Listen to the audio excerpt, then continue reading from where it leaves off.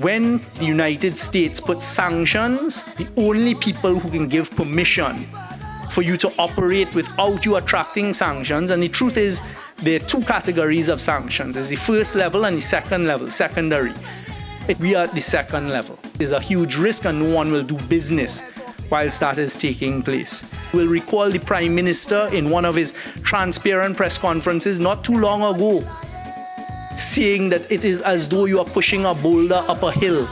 Fortunately, a few days later, a few weeks later, the end of September, we got the license we got the agreement from Venezuela. And I'll give a quick history here. I made 8 trips to the United States last year, several of them with the Prime Minister. It was pursuing this business. So when I sit in the Department of Agriculture, which was part of our strategy, recognizing that we're a huge producer of ammonia that is needed in the world post the Russia-Ukraine crisis and war, that is the strategy we're implementing on behalf of the people of Trinidad and Tobago. They're saying Trinidad and Tobago has something the rest of the world doesn't have. And I said it on international TV as well. At the time, people didn't understand. Trinidad and Tobago has immediate capacity to produce LNG, ammonia, urea, UAN, which are all fertilizers based on unnecessary, and methanol. And we're next to proven reserves, 17 kilometers of pipeline away in Venezuela.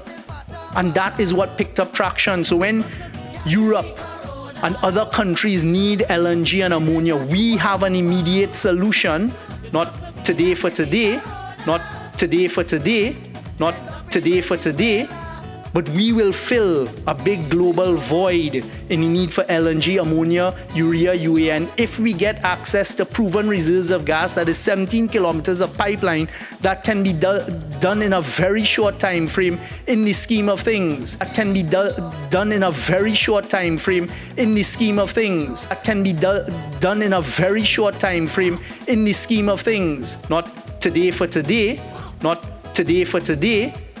So you will recall when I went on CNN International with Richard Quest, that was the message.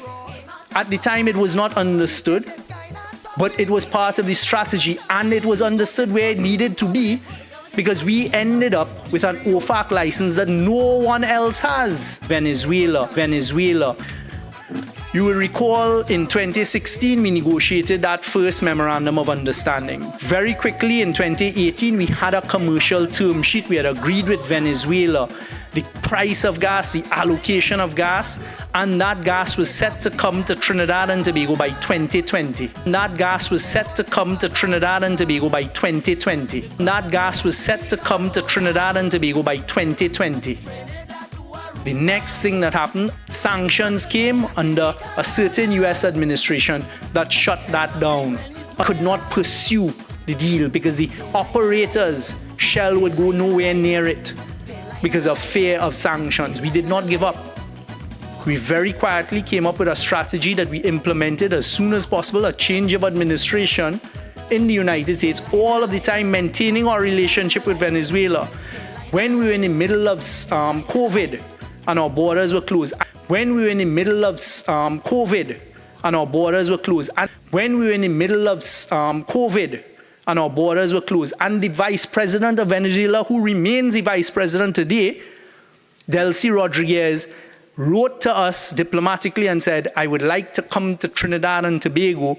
Wrote to us diplomatically and said, I would like to come to Trinidad and Tobago. I would like to come to Trinidad and Tobago. And I, as the Minister of National Security, on the advice of the Prime Minister, allowed the Vice President of Venezuela to come to Trinidad and Tobago.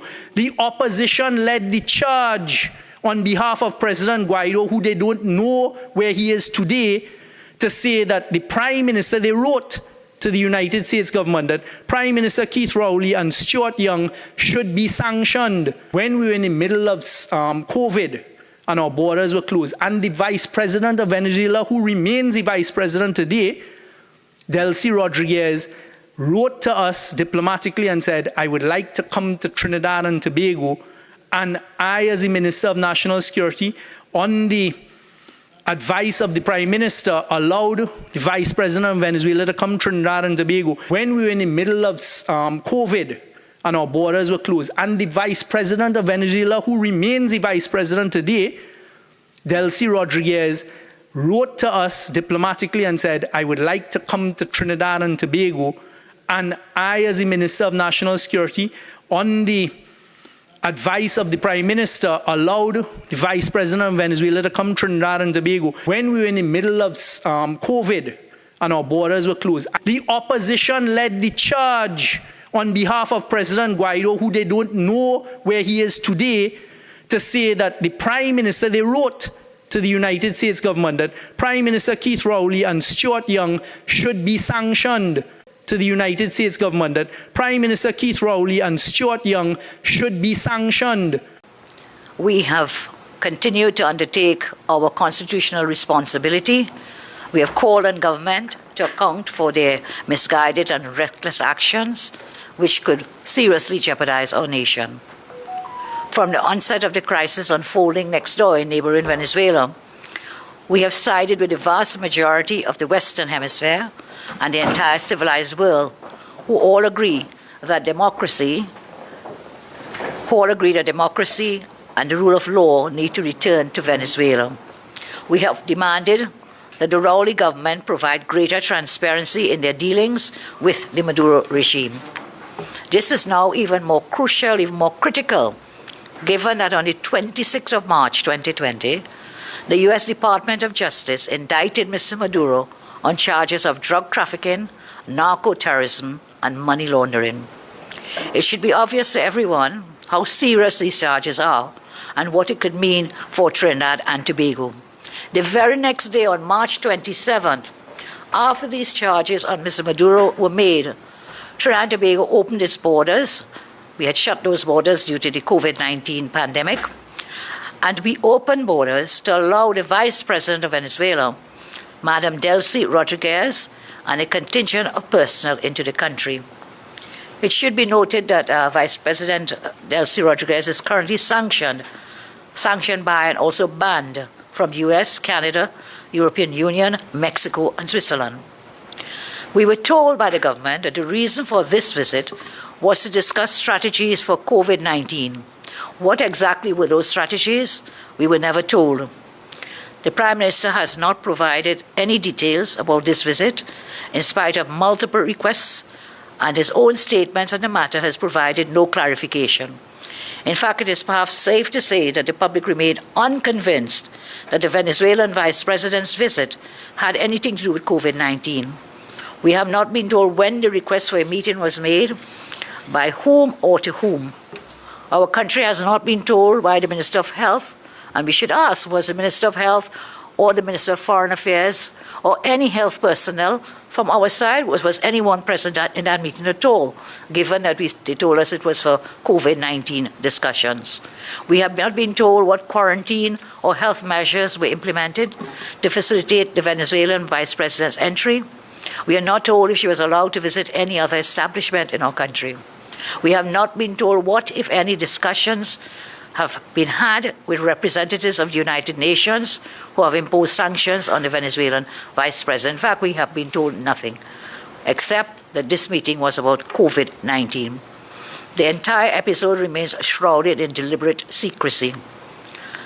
I have in my possession what purports to be a copy of a Trinidad and Tobago Form C5, which is a Customs General Declaration, content aircraft, which I presume to be a passenger manifest for a private Venezuelan flight on the 27th of March 2020.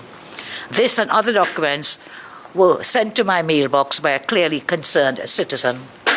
I'm in no position to vouch for the authenticity or veracity of these documents, but I offer them forward in the public domain to request the Prime Minister to tell us whether these documents reflect what happened on that fateful day of March 27, 2020, and the persons who arrived in Trinidad and Tobago.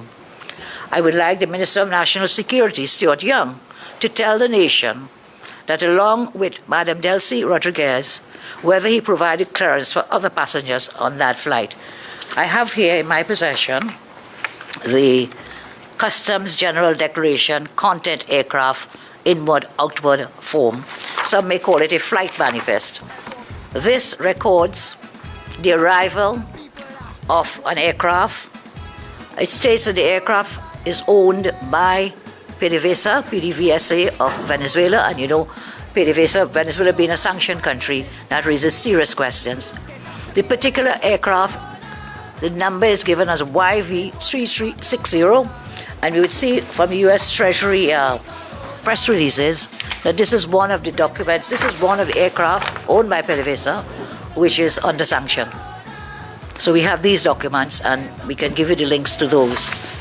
Looking at the passenger manifest, I have both the arrival. This one is for the arrival. I've printed it large so we can read it better. At the top, you'll see the aircraft number, YV3360, and this is for the departure on the same day, the 27th of March. So this is what is called sometimes a flight manifest or passenger manifest. So let's take a look at the names of the passengers.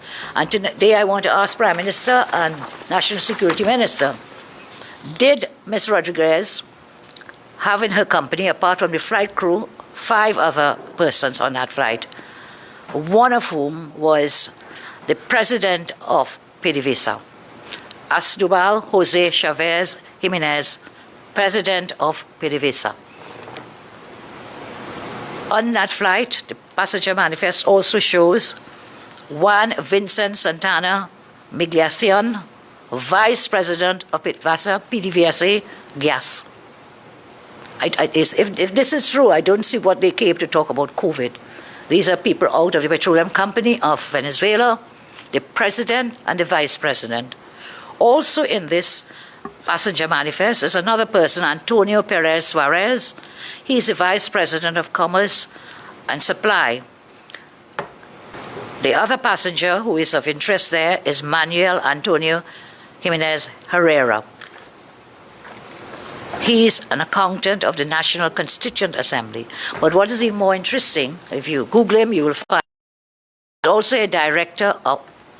he's also the director of management as manager and accountant for the purposes of training, participation, accountability, delegating powers, and signing of contracts for the execution of works for the Assembly. And signing of contracts for the execution of works for the Assembly. And direct payment orders, advances to peers and administrators. So it's interesting that he's here as well. I don't see any expertise in COVID-19 or otherwise, except as a banker and an accountant. So these 3 persons were on the flight, in addition to Madam Delcy Rodriguez, and of course there was a person there who was a security personnel for Madam Delcy, and someone who appears to be a chief of staff, a director general. So there were these 7 passengers, 6 including 6 with and Madam Delcy, 7. So this is the manifest. Arrival, departure on the same day with the same names. Further to these, my question here is, did the Minister of National Security grant entry to these persons to Trinidad and Tobago? And did the Prime Minister meet with these persons? And what was the nature of that discussion on the 27th of March 2020? When we were in the middle of COVID,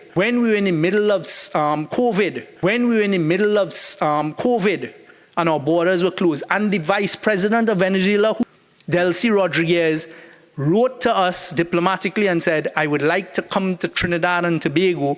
I, as the Minister of National Security, on the advice of the Prime Minister, allowed the Vice President of Venezuela to come to Trinidad and Tobago when we were in the middle of COVID. I also have with me, in addition to the flight manifest, we have here what is known as Form C-15, Welcome to Trinidad and Tobago Immigration and Customs Form. This one is for the President of PDVSA, Asdrubal Jose Chavez Jimenez, President of PDVSA. And we have others here which we'll share with you. Again, these are the arrival forms when people come into our country. This one is for Vice President. And the others, I have them here, we'll share them with you. But these are all the forms, arrival forms for the 6 persons who came into Trinidad and Tobago. So questions continue. Is the Minister of National Security aware that on January 21st, 2020, the U.S. Treasury Department placed sanctions on 15 aircraft they deemed as block property? One of these aircraft was the one listed on the flight manifest, YV-3360. Did the Minister of National Security allow a sanctioned aircraft to enter into Trinidad and Tobago on March 27 and depart Trinidad and Tobago on the said March 27, 2020? Second, by allowing Delcy Rodriguez into the country, did Trinidad and Tobago violate the Inter-American Treaty of Reciprocal Assistance, which imposed travel restrictions on members of the Maduro regime in December 2019? If this meeting was about COVID-19, why were high-ranking members of PDVSA present? The government is fully aware of the sanction placed on PDVSA, having had to abandon the Dragon gas deal and choosing to go alone to develop the Loran Manatee cross-border field. 4. In recent years, PDVSA has been widely accused of participating in money laundering and narco-trafficking.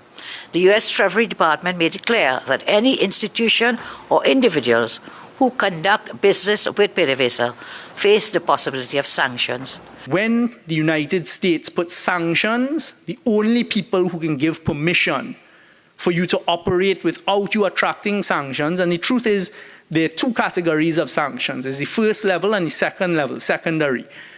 We are at the second level. We are at the second level. We are at the second level. There's a huge risk and no one will do business whilst that is taking place.